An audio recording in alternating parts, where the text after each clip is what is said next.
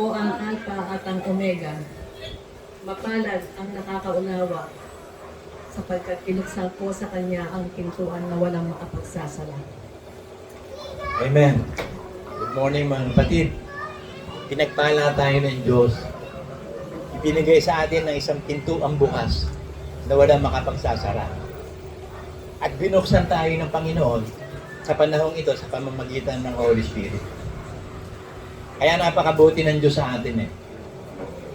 Lahat tayo mga tao. Lahat tayo mga tao may takot. Walang tao na hindi natakot. Si Jesus Christ lang. Eh hindi naman tao talaga eh. Naging tao yun eh. Lahat tayo natakot. Walang man of God na hindi natakot. Lahat tayo natakot. Kasi tao nga tayo eh. Pero nakakabuti yung takot.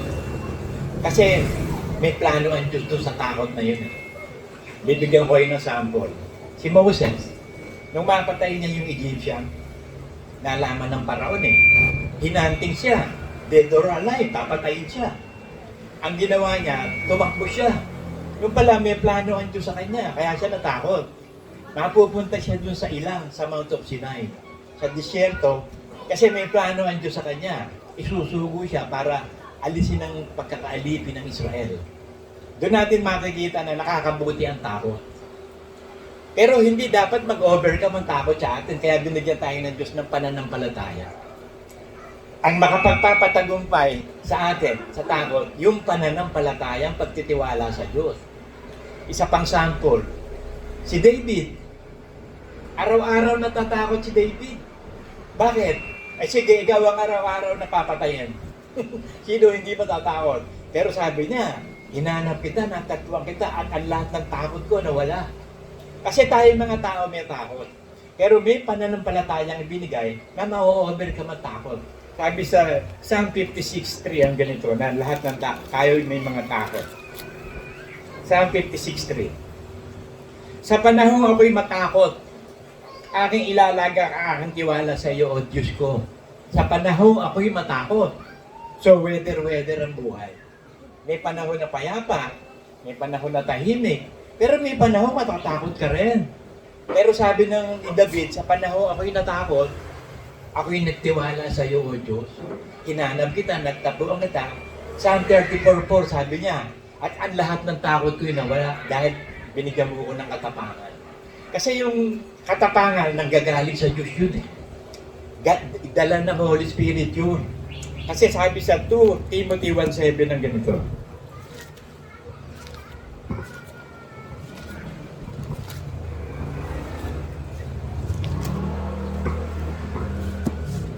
Sapagkat hindi tayo binigyan ng Diyos ng espiritu ng katakutan. Yung ating dating pagkatao, matatakotin yun eh.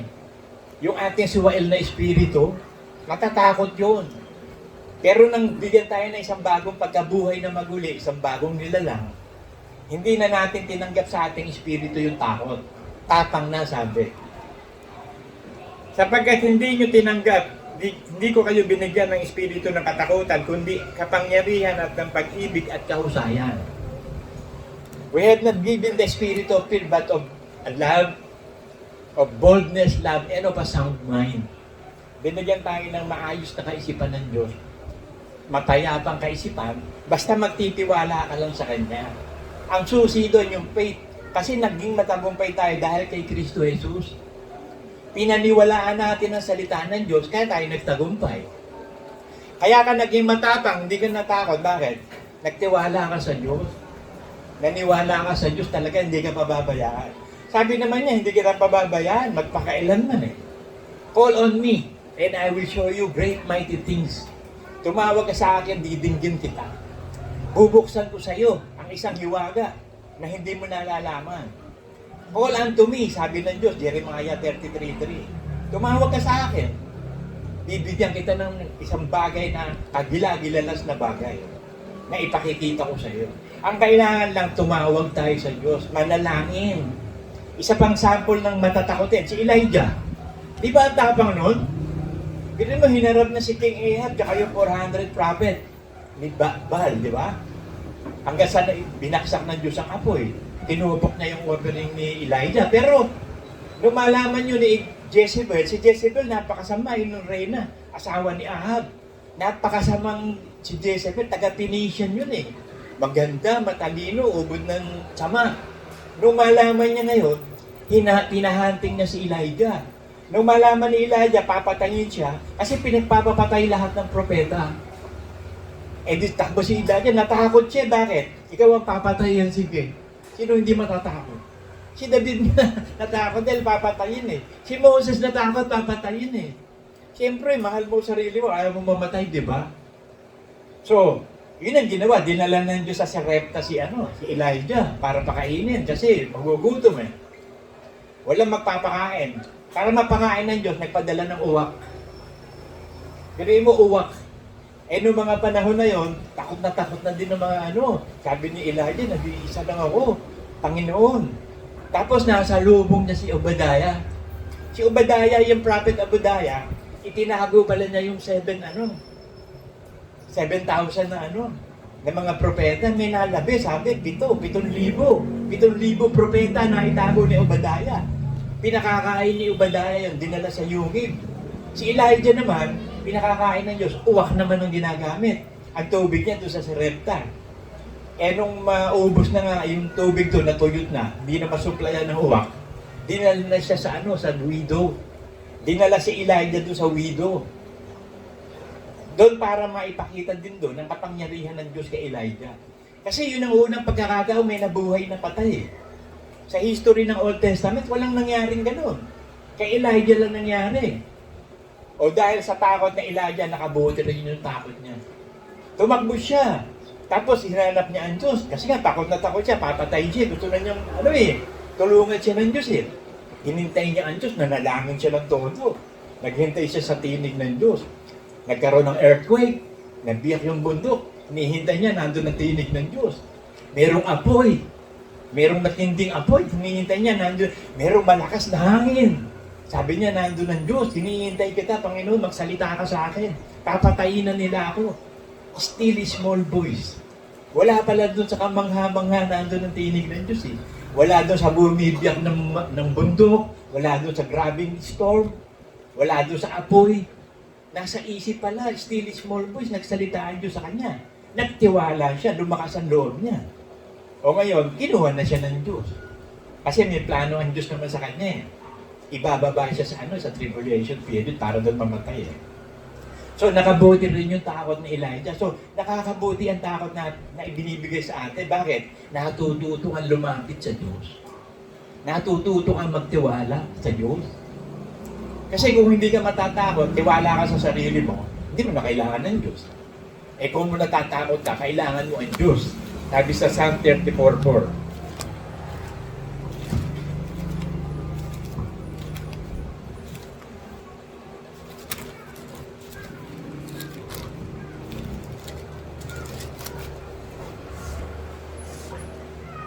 Aking hinanap ang Panginoon at sinagot niya ako. So ang kailangan mo lang gawin, manalangin. Hanapin mo ang Diyos. Tumawag ka sa Diyos. Hindi naman bingi ang Diyos na at saka lagi siya nakatingin sa atin. Ang mata ng Diyos nasa matuwid. Pinapanood na tayo ng mata niya sa bawat sandali ng buhay natin. Kaya sa isang iglap na hihingi ka ng tulong, papadala niya agad ang mga anghel niya. Kitang-kita ng Diyos lahat ang mabuti at masama eh. Ang mata ng Diyos nasa lahat ng dako eh. Kitang-kita eh.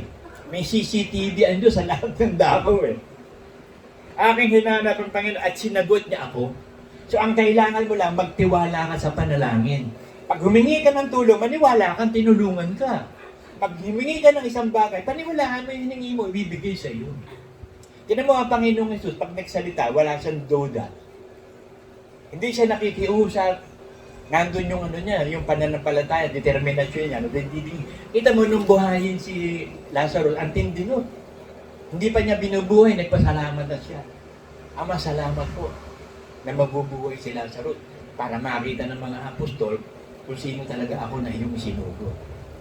Umpisa pa lang, mabubuhay na sila. Hindi pa binubuhay yun, ha? Sa kanya, buhay na si Lazarus. Ganon din tayo eh. Kung matututunan natin ang pananampalataya ng panalangin ng Panginoong Hesus na nag-o-order. Hindi nagpiplead, nag-o-order. Pag sinabi mong in the name of Jesus, lumayas ka. Talagang pinalalahat. Pag nagpagaling, gumaling ka. Kita mo pag sinabi niya doon sa lumpo, tumayo ka at maglakad ka.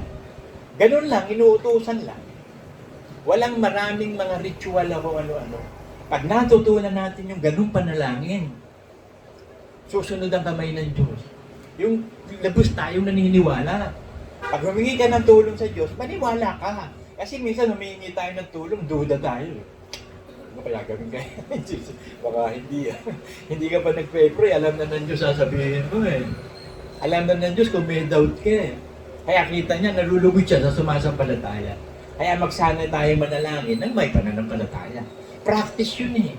Ang Panginoong Jesus, naging tao yun, kaya alam niya gagawin niya. Eh tayo hindi, tao lang tayo eh. Natural man. Kaya ang ginawa ng Diyos, ginawa tayong supernatural man.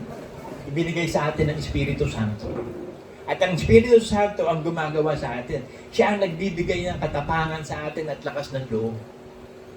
Kaya lumalakas ang loob natin, lumakas ang loob ni Moses.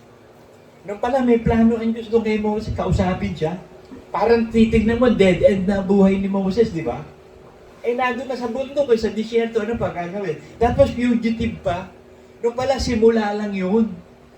Calling lang pala yun. Tinawag siya para isugo. O ganun din tayo.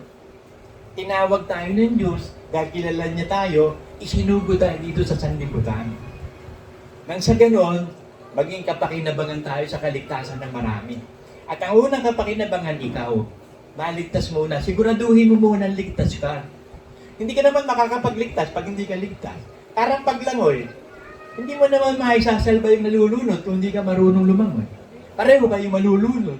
Diba? O ganun din ang kaligtasan eh. Makapagliligtas ka, magiging instrumento ka ng kaligtasan kung ligtas ka na. Kung anak ka na ng Diyos, ay yung iba, ang tapang-tapang pa, buong bulo, pag-pray kita. Pag nag-pray pala siya, didingin na Diyos. Di ba, sasabihin sa'yo, huwag mag-alala, pag-pray kita. Ang yabang-yabang, bakit? Dinidinig pa rin sa prayer mo? Ganun ba, pag nag-pray ba ang tao, didinggit ang gandang Diyos? Isang munting kasalanan mo nga lang, hindi ka didinggit ng Diyos. Hadlang yung kasalanan sa pananalangin. Hindi didinggit ng Diyos ang masama. Hindi ang pagsamba. Karungal-dumal sa Diyos ang pagsamba ng masama. Ang pagsamba lang ng mga anak ng Diyos ang tinatanggap ng Diyos. Kaya nakakabuti sa atin yung matakot. Kaya pag natakot ka at panahong natakot ka, magtiwala ka lang sa Diyos. Hanapin mo, tumawag ka. Panginoon, tulungan mo ako, natatakot ako eh. Takot na takot ako, Lord. Talakasin mo loob ko. O kita mo, di ba yung mga apostol? Takot na takot din yun eh. Nalulubog na yung kanilang bangka. Kanino ba sila lumapit? Di ba kay Kristo, ginising nila. Kasi tao yun eh. Ang Diyos, hindi naman natutulog.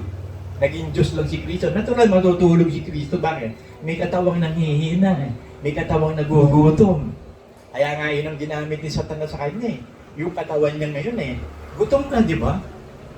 Ayan mo yung bato, gawin mo ng tinapay para mabusog ka.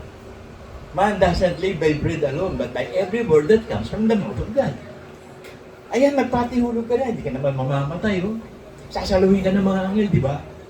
Do not tempt the Lord your God. So lahat ng tukso ni Satanas, may sagot siya na salita ng Diyos. It is written, it must be done. So ganun din tayo dapat eh. Yung lahat na nakasulat sa Bible na aral ng Diyos, it must be done by faith. Mangyayari lahat yan if you have faith. Kung kaya mo, lahat ng bagay may pangyayari sa sumasampalataya. Mark 9:23.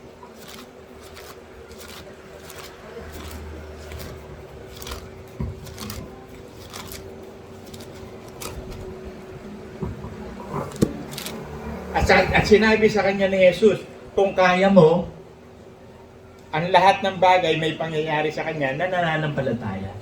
So kung meron ka mang gustong gawin, kasi tingin mo hindi kaya, kayanin mo. Pag nabuo sa isip mo na kaya ko to, nagtiwala ka sa Diyos, kaya ko to, makakaya mo. Pero hindi mo kaya. Bakit? Ang Espiritu Santo gagawin. Bakit? Sumampalataya ka na kasi. Nakakita ng Espiritu Santo yun, naniniwala ka, kaya makakaya mo. Kaya yung tingin nyo hindi kaya, alisin nyo sa isip nyo yun. Ang ipasok mo, salita ng Diyos. Evil thoughts yun eh. Palitan mo ng Word of God. Sabi ni Satanas, hindi mo kaya yan.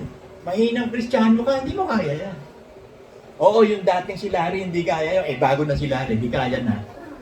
Lahat ng bagay kaya, I can do all things for Jesus strengthen me. So yun ngayon na sasabihin mo, tatakbo demonyo. Tapos makakaya mo yun. Kasi faith cometh after hearing and hearing the word of God. So para pumasok ang pananampalataya sa iyo, hearing and hearing the word of God, sabihin mo sa sarili mo, Panginoon, sabi mo, matapang ako. Walang espiritu ng takot sa akin, kung hindi boldness, love, ano pa sound mind. Sound mind ako, matapang ako, kaya ko to. Yung lang lagi sasabihin mo, papasok sa isip mo, mangyayari yun. Kasi makikita ng Diyos yung pananampalataya mo. Pinaniniwalaan mo yung bagay na hindi nakikita. Yung mga bagay na hindi nararamdaman, pinaniniwalaan mo, mangyayari yun. Kasi yung iba, to see is to believe, di ba? Believe and you can see. Sa iba I have to see, to believe. Parang si Thomas, di ba? Doubting Thomas, pag nakita ko na, ang aking Diyos, ang aking Panginoon, yung butas na sa kanyang kamay sa giliran, at saka lang ako maniniwala. Eh alam ng Panginoong Diyos yun. Kaya nung magpakita, nandun si Thomas, sabi ng Panginoon, halika rito. Hipuin mo yung butas ng kamay doon, tsaka yung tagiliran. Hindi na nga lumapit si Thomas, my God and my Lord.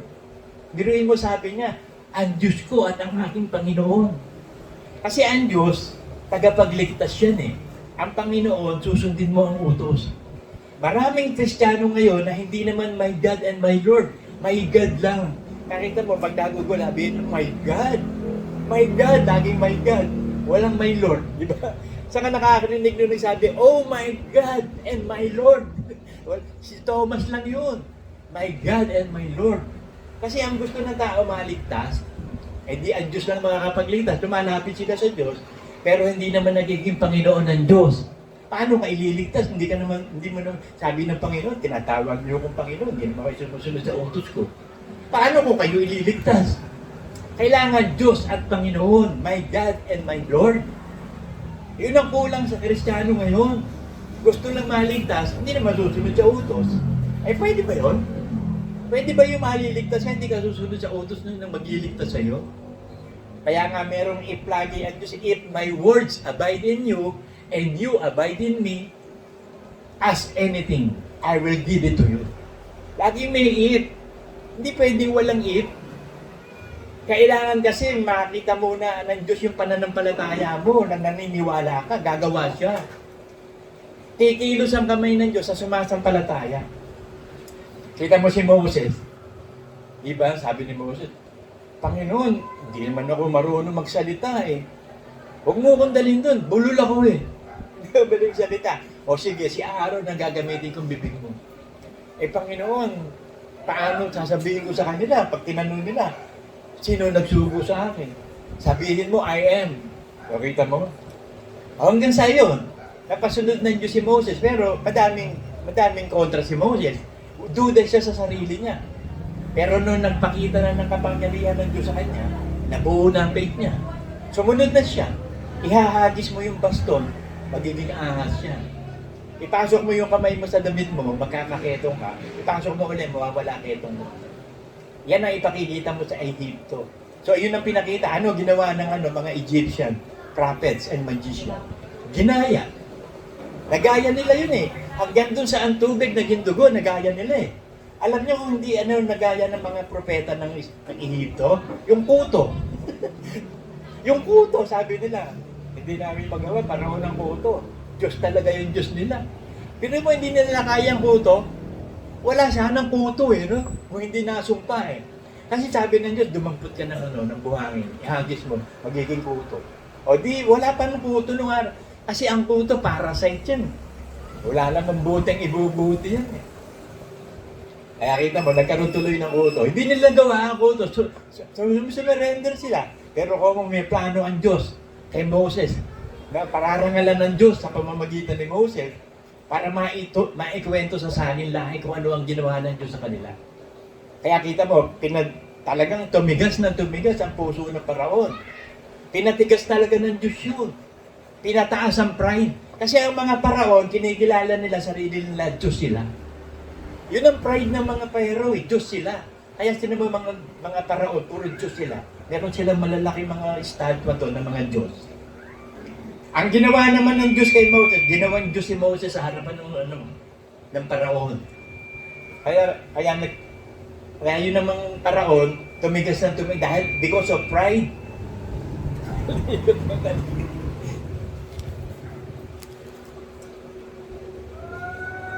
Sabi sa Joshua 1:9 ng ganito.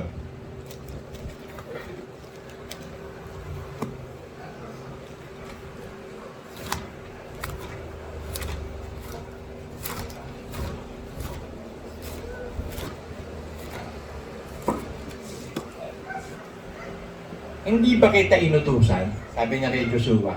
Si Joshua ang ginamit ng Diyos para makapunta sa promised land ng Israel. At parang si Jesus Christ din dito si Joshua Dinala ang Israel doon sa promised land. Si Jesus Christ dadalhin tayo sa promised land, doon sa third heaven. Kaya yung ginawa ni Joshua dito, yung Joshua, God is salvation din ang meaning nun Kasi yung Yeshua, yun ang Jesus. Yeshua, God saves. Yung Joshua, God is salvation. Yun din yun Joshua, Yeshua, Jesus, yun din yun Pero ipinakita ng Diyos na nakapasok sila sa promised land. Ito sabi kay Joshua, para tumapang, mali matatagal loob. Ito sabi niya, hindi ba kita inutusan?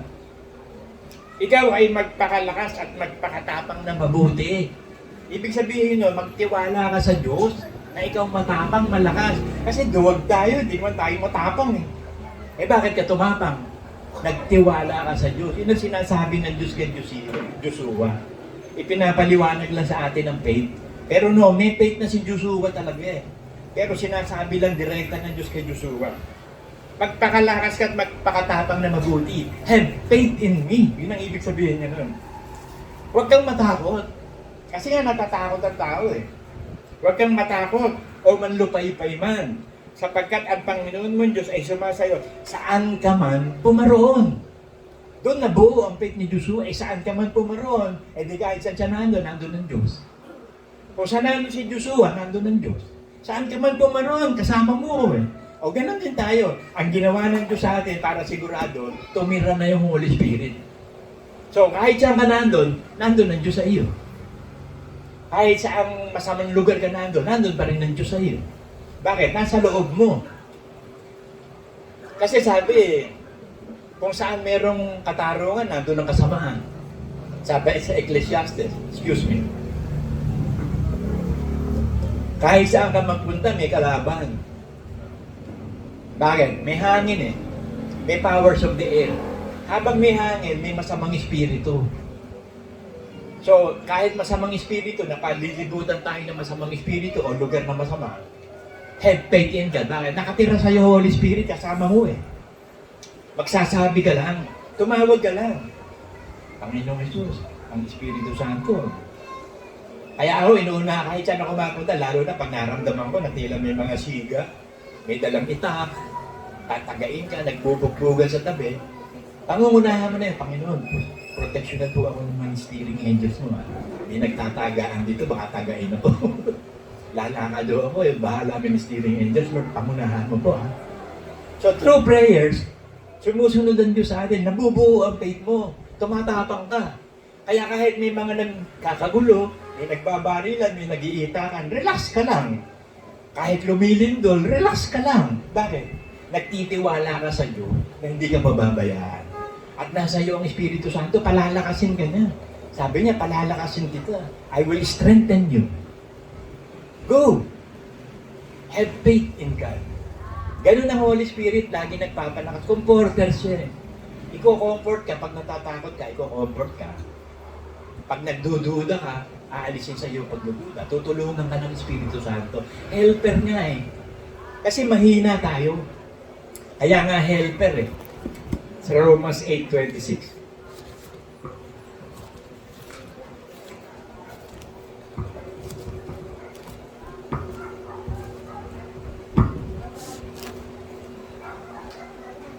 At gayon din naman, ang Espiritu ay tumutulong sa ating kahinaan. So, ang tumutulong sa ating kahinaan, ang Espiritu Santo. Para laging may tulong, pinatira na. Residing na, hindi na apan. Noong araw, apan pa lang The Holy Spirit was upon David, upon Moses, upon Elijah. Hindi pa namamatay ang Panginoong Yesus eh. Hindi pa nag-glorify, hindi pa na isusugo Espiritu Santo. Kaya na mamatay ang Panginoong Yesus sa krus, na-solve na yung problema ng kasalanan. Isinugo na ng Ama, Espiritu Santo at si Kristo para manahan na sa atin. Nang sa ganon, every moment of our life, nasa atin ng Diyos. Nakatira. Magsasabi ka lang. Hihingi ka lang ng tulong. Helper nga yan, comforter. You ask help. Ang nagiging problema, parang kinakaya natin labanan yung bagyo. Hindi natin kayang labanan ng bagyo. Kaya nga nanakbo yung mga apostol kay Kristo dahil bumabagyo, natakot eh. Pero ano ginawa ni Kristo? Pinalayas yung bagyo.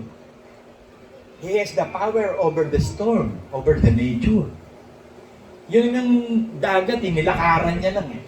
Pero kita mo, nung sabihin ni Peter, Panginoon, kalapit po ako. Sige, lumapit ka. Nandun ang faith ni Peter eh. Sa Panginoong Jesus eh. Kaya nung nanampalataya siya, pinapunta siya, ibig sabihin nun, makakalakad nga siya. Papupuntahin ka ba nang hindi ka makakalakad? Di naglakad. Eh, napansin ni Pedro na tubig to. Gumagana yung natural man. Tubig to, hindi dapat nakakapaglakad dito. Lumubog siya. Bakit? Nawala ang faith. Nag-doubt eh. Pero ang kagandahan, nung matakot siya, supernatural na siya. Paanong bagay? Tinawag niya si Jesus Christ. Panginoon, tulungan mo ko. Yun ang supernatural. Yung natural, matatakot ka. Pero ang supernatural, tatawag ka sa Hindi ginamit ni Pedro yung galing niya sa paglangoy. Hindi siya umasa sa tapang niya. Ang tapang niya eh. Initak niya nga yung guard ng ng high priest eh. Di ang tapang ni Pedro. Pero kita mo, natakot din sila lahat. Nagtago sila eh. Bakit? Eh, tinutugoy sila ni Pablo. Pinagpapapatay sila eh. Kung saan-saan pupunta si Pablo para pagpapatayin sila. Natakot ang mga mananampalataya noong araw. Kaya nung bumaba ang Holy Spirit sa kanya, doon na sila nagkaroon ng boldness na wala ang takot. Yung 120 disciples doon sa upper room, bumaba ang Holy Spirit like tongues of fire. Nabaptize sila sa Holy Spirit. Doon lang sila naging matapang. Wala na silang kinatatakutan noon. Talagang nilalabas nila, nagpipreach sila. Pag may pagagalingin, pinagagaling. Bakit? May Holy Spirit na eh. Nung wala pang Holy Spirit sila, takot na takot sila. Ganon din tayo, nung tayo natural man, wala din Holy Spirit sa atin. Bakit? Natural man nga eh. Nung gawin tayong supernatural man, ano yun? Like resurrected in Christ. Bagong nilalang. So paniwalaan mo bago kang nilalang, paniwalaan mo nasa iyo ang Espiritu Santo, lahat ng bagay magagawa. Wala nang imposible. Hanggang sa matutunan natin marinig ang tinig ng Diyos. Kasi yan ang hirap eh. Bago ko ma-realize na tinig ng Diyos yan, tapos na eh. The damage is done. Ay, Diyos pala yun. Diyos pala yun. Kaya Lord, turuan mo nga ako. Paano ko malalaman ikaw yung nagsasalita? Lord, turuan mo nga ako yung before, alam ko ikaw na yun. Katulad ni Moses. Kinakausap ng Diyos, biruin mo, sabi ng Diyos sa kanya, Moses, mag-uusap tayo. Umakyat ka doon sa bundok. Nakakausap siya doon sa baba, mag-uusap pa sila sa bundok. Mag-uusap talaga sila. Kaya nga sabi at sino man magpapasok kay Kristo sa ating puso, He will sum up with Him. Magkakasalo na tayo ng Panginoong Yesus. We can communicate through the Holy Spirit. Pwede na tayo mag-usap through the Holy Spirit. Sa ngayon kasi, through the Holy Spirit ang kapangyarihan ng Diyos. Kaya ibinigay na at pinatira ang Holy Spirit. Tayo ang templo ng Espiritu Santo. Kaya lagi lang tayo maging masunurin. Sabi ng Deuteronomy 31:6.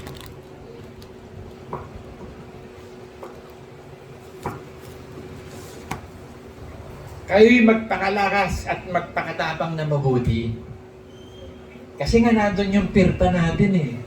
Magkasama yung supernatural at saka natural. So matatakot yung natural. Nandyan pa eh. Hindi naman namamala yung natural. Nandyan yung dati mong pagkatao. Yun ang natatakot. Ang magiging matapang yung bago. Kaya inuutos ng Diyos, mabuhay kayo sa bagong pagkatao. Magpakalakas kayo at magpakatapang na mabuti. Na sinasabi niya na mabuhay ka by faith sa bagong buhay. Huwag ka na mabuhay sa takot o sa dating pagkatao. Sa bago ka na mabuhay. Believe. Don't fear, just believe. Sabi niya doon sa synagogue Nagbabantay sa sinagogue. Kasi yung anak niya namatay eh. Pinagtatawanan yung mga tao, patayin na yun eh. Paano yun? Pinagtatawanan si Kristo. Hindi pinansin ni Kristo, sabi doon sa ama, huwag kang matakot, magtiwala ka lang. Hindi patay ang anak mo, natutulog lang. Kaya nilapit at tila komi ba sabi no? At tila komi, bumangon ka. Bumangon! Bigyan nyo ng pagkain.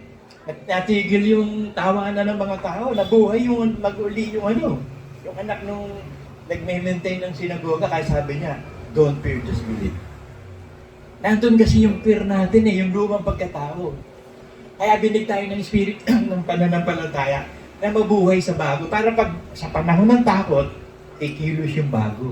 Yun yung nagtitiwala sa Diyos, yun yung hindi nagkakasala. Yun yung malakas, yun yung matapang. Di ba sabi, the flesh is weak, but the spirit is willing. Yung ating katawang ito, mahina. Matatakotin yan. Yung espiritu natin, gustong-gustong maging matapang. Kaya ang ginawa ng Diyos, ibinigay ang Holy Spirit sa espiritu natin. Na magiging matapang na yung espiritu mo kasi kasama na ng Espiritu Santo. Kaya magtitiwala ka na, kasama mo ang Diyos eh. If God is with us, who can be against us? Pag may tumatakot sa'yo, halimbawa, dami mong utang, tatakutin ka ng mga firm, yung mga attorney's firm, papadala ka ng red letter, tatakutin ka, huwag kang matakot. No one is in prison because of them. Tatakutin ka ng tatakutin. Pag natakot ka, matatakot ka ngayon. So, iiral yung natural man mo, matatakot ka. Pero pag pinairal mo na yung bagong pagkatao, kahit nandun ang takot, ma-overcome ng bagong pagkatao. Hindi tayo madadaig by faith. Sabi, he that is in me is greater than he that is in the world. Nadaig ko ang sanlibutan, sabi ni Kristo. Cheer up! Nadaig ko ang sanlibutan, madadaig nyo rin. Kung paano ko usigin kayo, pero cheer up. Nadaig ko sa libutan, madadaig din ninyo. Katawan tayo eh. Alam mo nang lumabas yung ulo, hindi kasama katawan. Pumasok yung ulo, hindi kasama katawan. Siyempre kasama katawan. Kung saan pumunta yung ulo, kasama katawan. Kaya nga mag-mimit na eh. Sa rapture, mag-mimit na yung katawan, tsaka ang ulo eh. Pero sa mid-air muna. Kasi meron pang plano eh. Sa mid-air muna. Kasi aalisin muna tayo sa 7 years Great Tribulation.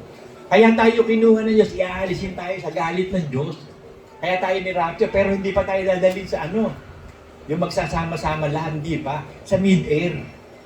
At saka tayo ngayon patitirahin pansamantala doon sa bahay natin sa New Jerusalem. Patadaanin muna yung 7 years of Great Tribulation. Kasi hihingi na ng tulong ang Israel eh. Matatalo Israel ngayon. Kung titingnan mo, ang Israel parang nananalo sa gera. Hindi, magkakampi-kampi ang lahat ng bansa laban sa Jerusalem. Makukubkub ang Jerusalem. Maaalipin sila ng 7 years. Re-rapin ang lahat ng babae. Nanakawan lahat ng kayamanan nila. So, talo Israel. Ngayon, pag natalo ang Israel, magtatayo ng Temple of Solomon, yung Antichrist. Kasi ibabalik yung worship eh. Yung pag-aalay ng mga hayop. Ibabalik yun eh. Abomination of desolation ang tawag. Abominasyon ang gagawin ng Antichrist. So ngayon, 3 years and a half, mabait yung Antichrist. Naniniwala ang Israel. Pagdating ng 3 years and a half, i-announce ng Antichrist, siya ang Diyos. Doon matatauhan ng Israel. Kaya nga nila pinapako si Kristo, sinabi, anak ng Diyos eh. Tapos ito magsasabi, siya ay Diyos. Tatakbo ngayon. Ang Israel magkakaroon ng remnants. Yung remnants na yun, ang ililigtas ng Diyos din sa Valley of Petra. Pero pagbaba ng Panginoong Yesus, kasama na tayo. Papatayin ng Panginoong Yesus ang lahat ng lumulusob sa Jerusalem na mga ngabayo. Millions and millions na Calvary. Ang lulusob dun, mamamatay lahat yun. 7 buwan maglilibing ang Israel. At napakaraming vultures na kakain ng bangkay noong panahon na yun. O tsaka lang mag-ahari ng 1,000 taon ng Panginoon, kasama na tayo. So nakakabuti mga kapatid yung takot. Ako, nung ma-stroke ako, natakot din ako eh. Namayat nga ako ng todo eh. Ikaw ang ma-stroke. Tapos makikita mo sarili mo, paralyzed ka. Sino hindi makakabahan doon at matatakot? Pero because of faith in God, nagtiwala ako sa Diyos, hindi, lalakad ako Lord. Hindi pwedeng hindi. Hindi yan ang trono ko. Baby, tamigay mo na yan. Hindi yan ang trono ko. Ang trono ko sa langit. Maghahari tayong kasama ng Panginoon. Kasi kailangan lakasan mo loob mo, tatangan mo, word of God ang gamitin mo. Yung mga evil thoughts, hindi mawawala yan. Bakit? Nandiyan sa hangin si Satanas eh. Ang daming evil spirit dyan eh. Hindi mawawala yan. Pero kailangan, ang Holy Spirit huwag mawala sa iyo. Ang Holy Spirit ang lalaban sa mga yan. Hindi natin kaya yan. Kaya nga sa ating kahinaan, nandun ang Espiritu. Basahin ulit natin yun. Romans 8:26.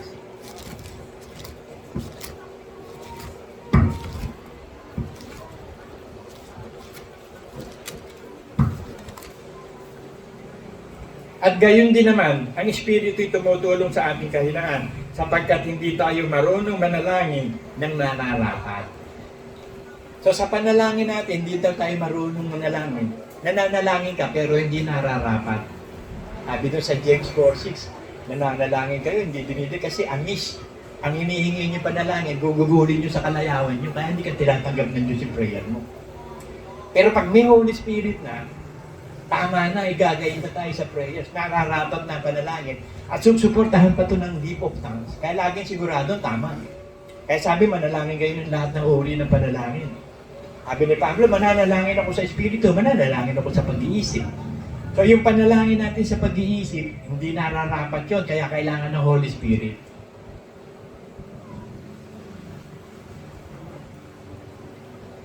Ngunit ang Espiritu rin ang namamagitan dahil sa atin ng mga hibik na hindi maisa-isa sa pananalita. So meron nag-i-intervene, Holy Spirit na nasa iyo. Sa mga hibik na hindi mo maisinsay. Kasi nga, punong-puno ka na ng kalungkutan, humihikbit eh. Hindi mo masabi ngayon yung sinasabi mo. Tinutulungan tayo ng Espiritu na makapanalangin ng tama. At ang nakakasiyasat ng mga puso'y nakakaalam kung ano ang kaisipan ng Espiritu. Sapagkat siya ang namamagitan dahil sa mga banal. Alinsunod sa kalooban ng Diyos. Kasi binanal na tayo, banal na tayo eh. Anak na tayo ng Diyos. So didinggin na nga panalangin natin sa pamamagitan ng Panginoong Hesus at ng Espiritu Santo. Luluhog ang Panginoong Hesus sa Ama. Dadalhin ng Espiritu Santo yung prayer sa taas. Tapos si Kristo kukunin niya at ibibigay sa Ama.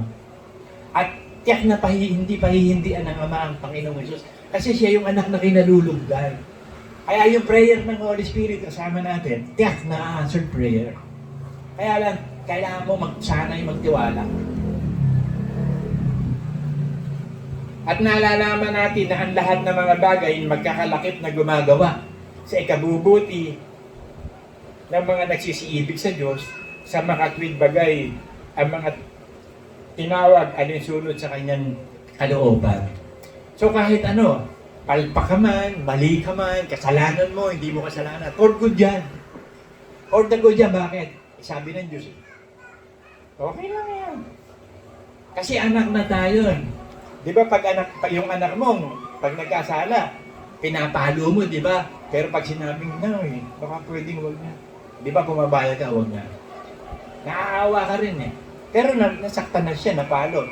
Pag humihingi ng awa, di ba, kinakaawaan natin. Ganon din ng Diyos eh. Pag humihingi tayo ng awa, kaawaan niya tayo. Kasi ang mata niya nasa matuwid lang sa mga anak niya at hindi niya pababayaan ang mga banal. Pagpakailanman, I will be with you till the end of time. Kasi ang Diyos wala namang time eh. Ang time niya, eternity. Yung now, eternity. Yesterday, eternity. Tsaka future, eternity. Eternity lahat yun. Meron nga lang siyang yesterday, eternity. Kaya pwede niyang balikan yun eh. Meron siyang now, eternity. At yung future, eternity. Kaya kasama na tayo ng Diyos eh, sa future eh. Kasi meron siyang future, eternity. Kaya sa simula pa lang nakilala na tayo ng Diyos, hinirang na tayo ng Diyos, tinawag na tayo, sabi sa Romans 8. Tuloy na natin pala, sunod-sunod lang pala itong talatang 3. Sapagkat yung mga nang una pa kanyang nakilala ay itinalaga naman niya, predestined. Ibig sabihin, nakilala na niya. Alam na niya yung simula at katapusan. Alam niya ang karakter mo, alam niya ang buhay mo sa simula at katapusan. Kaya itinalaga ka na, predestined. Katulad ni Pablo, ni Jeremiah, si Samson, Yung mga man of God, itinalaga na ng Diyos yan. Destined na yan. Yan na yung guhit ng palad nila. Hindi na magbabago yun. Katulad natin, predestined na tayo sa langit. Pero kailangan dumaan sa proseso. Kailangan mo mag-born again uli. Kasi yung unang pagiging anak mo, anak sa laman. Anak ng demonyo. So kailangan, ay ito na naman, merong maingay na naman doon. Kawawa naman yung hindi makapakinig. So nasa na ba ako? So yun, sa bagong nilalang. At yung mga itinalaga naman niya, kanyang tinawag naman. Kaya nga nandito tayo eh. Nilagay tayo sa iglesia, itinayo niya. Tinawag naman, at ang tinawag naman niya, inaring ganap naman niya. So perfect, holy. So we are perfect, we are holy. Sabi sa perfect, at nalalaman ninyo na may buhay na walang hanggan kayo. Sinasabi ng Panginoon ngayon, nalalaman nyo na may buhay na walang hanggan kayo. Ipinaalam sa atin, meron na tayong life eternal. Sigurado yun, ligtas na tayo by hope. Kailangan lang dumaan sa proseso. Hindi naman kasi biglang nandun na tayo sa langit. Dadaas. Ang Panginoong Hesus dumaan sa proseso. Kailangan ipanganak muna ni Maria. Kasi kailangan ipakaw sa krus. Hindi naman pwede ipakaw sa krus yung 10 years old. So palalakihin muna ng Diyos yun. O nung dumating ng 30 years old, nag-ministry na. After the ministry, kailangan mamatay na siya. 33 years old, kailangan na mamatay. So proseso. Proseso. Kaya nga nung lalapitan ni Magdalene nga, di ba? Huwag mo muna akong hipuin. Kailangan pa ako pumunta sa Ama. So may proseso pa rin ng landi, basta pwedeng hipuin yung glorified body. Pupunta pa siya sa Ama. Mag-report muna siya sa Ama. Pero bago yun, 40 days and 40 nights muna siya sa lupa. Tinapos na yung lahat ng dapat tapusin. Kaya sabi niya sa krus, consumatomes. Yung future na gagawin niya, tapos na rin yun. Kaya natapos na. Lahat ng bagay tapos na. It is written, it must be done na lang. Ang kailangan lang natin, lubos na magtiwala. Huwag kang matakot, magtiwala ka lang lagi. Walang imposible sa Diyos, kahit na-stroke ka. Yung nakikita ko mga na-stroke, hanggang ngayon nakaupo eh. Hindi na tumayo eh. Pero ako, after 5 months, nakatayo ako, nakapaglakad ako. Yun nga lang, hirap na hirap ako kasi bakal pa ako. Hindi bali, buhay naman ako. Saka nakakalakad naman ako. Ang importante ay buhay. Kaya nga pag may sinasabi yung mga anak ko sa akin, Daddy, ito gagawin ko. Yan bang gagawin mo, sure na sa puso mo, yan ang gusto mong gawin. Hindi ka magsisisi pag dinesisyon na okay. Go! Hindi ka naman mamamatay dyan, hindi ka naman makukulong. Go! Basta hindi makukulong, hindi mamamatay. Go! Ang Diyos ay sumasa iyo. Kasi pinagpalaan ng Diyos ang mga binhi. Ikaw at ang iyong binhi, pinagpala ko, sabi ng Diyos. Yung mga anak at kaanak-anakin natin is blessed from generation to generation. Ikaw at ang iyong binhi, pinagpala ko, sabi ng Diyos. Biniyayaan tayo ng Diyos. Kaya huwag kang matakot. Gampanan mo lang ang pananampalataya. Huwag kang matakot. Kahit ano nakikita mo, naririnig mo, huwag kang mabuhay sa nakikita at narinig. The just shall live by faith. Mabuhay ka sa Word of God. Word of God, ang ipamuhay mo, tinamo si Kristo, gutom naman talaga yun. Tsaka kaya niya talagang gawin niyo kung gagawin niyo. Eh, ang problema, semantics ang tawag dun eh. Gumagamit si Satanas na salita ng Diyos para magpalabas ng katotohanan. Pero hindi totoo yun. Semantics ang tawag dun. Gumagamit ng Word of God para suportahan yung kanya. Para nangyari sa atin, Holy Kiss. Gumagamit ng word na holy kasi nabuo. So, tinakpan ng Holy Kiss yun. Kunwari na, sa Bible naman ang Holy Kiss. Yung beso-beso, di ba? Yun ngayon ang dapat natutunan natin. Paano ba yung beso-beso? Chick to chick ba yun? So, hindi natin alam yan eh. O ano na lang ang dinidikta ng Espiritu Santo sa atin, na gawin natin. Sabi sa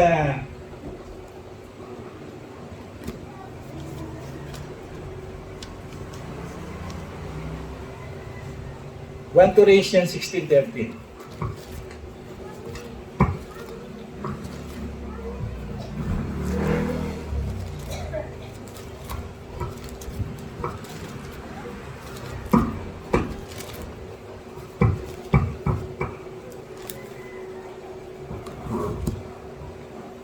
Magsipag-ingat kayo, magpakatibay kayo sa pananampalataya.